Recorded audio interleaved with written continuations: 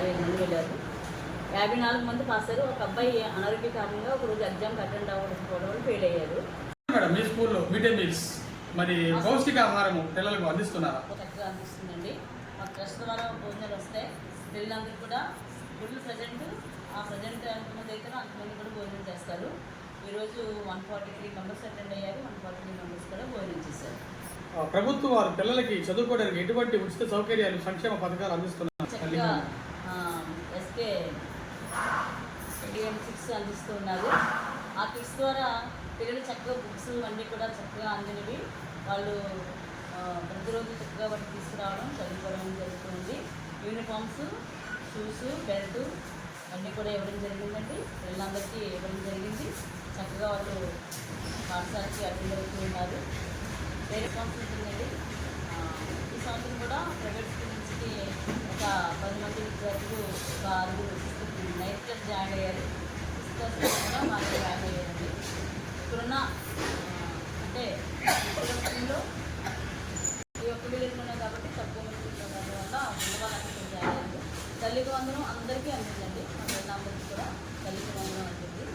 అందరూ తీసుకోవడం జరిగింది. తల్లిదండ్రులకు మీ స్కూల్ గురించి ఏమని విన్నపోతున్నాం?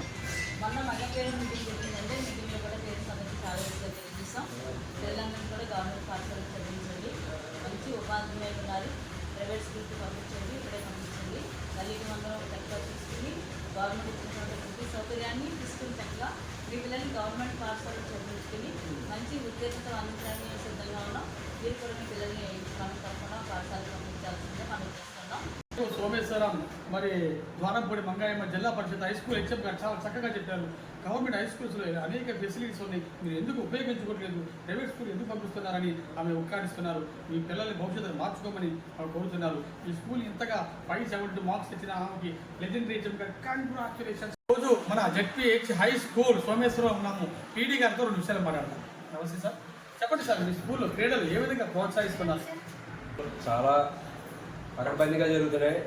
ఆగస్టు 15 సందర్భంగా మా పాఠశాలలో kho kho, kabaddi, volleyball, shuttle badminton, అలాగే రన్నింగు, షార్ట్ పుట్టు ఇవన్నీ జరుగుతున్నాయి.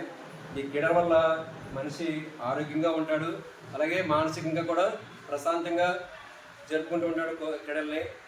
మరి ప్రతి విద్యార్థి కూడా క్రీడల్లో పాల్గొంటే మంచి ఆరోగ్యవంతంగా పెరుగుతారు, అలాగే జ్ఞాపశక్తి కూడా పెరుగుతుంది, మెమరీ పవర్ బాగా పెరుగుతుంది. మరి ఈ అవకాశం కల్పించిన ధన్యవాదాలు. Welcome to MS media. ఈరోజు జెడ్పీహెచ్ హై స్కూల్ సోమేశ్వరంలో ఉన్నాము. హెచ్ఎం గారితో కొన్ని నిమిషాలు మాట్లాడదాం. నమస్తే మేడం, చెప్పండి మేడం, మీ స్కూల్ గురించి ఇన్ఫ్రాస్ట్రక్చర్ ఏ విధంగా ఉంది, ఇంట్రడక్షన్ చెప్పగలుగుతారా? సార్, నా పేరు R Dayamani, ZPH Someshwaram high school. మా పాఠశాల అంతా కూడా చాలా క్రమంగా జరుగుతుందండి. మా విద్యార్థులు 167 మంది విద్యార్థులు ఉన్నారు. 81 మంది బాలులు ఉన్నారు. 86 మంది గర్ల్స్ ఉన్నారండి. ఇన్ఫ్రాస్ట్రక్చర్ చూసుకుంటే పాఠశాలలో అన్ని వసతులు ఉన్నాయండి. తరగతి గదులు ఉన్నాయి, ఐబీ ప్యానల్స్ ఉన్నాయి, టీచర్స్ కూడా సఫిషియెంట్గా ఉన్నారు. ప్రతి క్లాసు ఎక్సలెంట్గా జరుగుతూ ఉందండి. ప్రతి టీచర్ కూడా చక్కగా వాళ్ళు లెసన్స్ ఎక్స్ప్లెయిన్ చేయడం జరుగుతుంది. విద్యార్థులు కూడా అంతే క్రమశిక్షణతో నేర్చుకోవడం జరుగుతుందండి. ఈ సంవత్సరం మా పాఠశాల రిజల్ట్ కూడా బాగుంది. 574 ఫస్ట్ వచ్చిందండి, 572 సెకండ్ ప్లేస్ వచ్చిందండి. 500 దాటి 22 మంది విద్యార్థులు వచ్చారు.